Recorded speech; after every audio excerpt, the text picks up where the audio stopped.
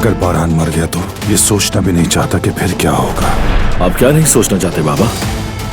जेवदत भाई, क्या आप घर पर ही हैं? मैं आपके घर पर ही आ रहा हूँ। यामूर और उसकी माँ कहलाने वाली औरत को मैंने ढूंढ लिया है।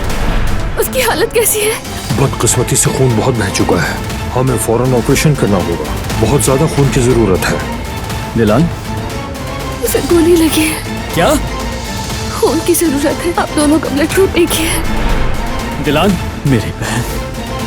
हालत नाजुक है, खून बहना नहीं रुक रहा। इनकी जान को अब तक खतरा है डॉक्टर। अगर यूं ही चलता रहा तो हम मरीज को खो सकते हैं। सिस्टर, ये बताएं मेरे भाई कैसे हैं? ये बारान साहब की चीजें हैं।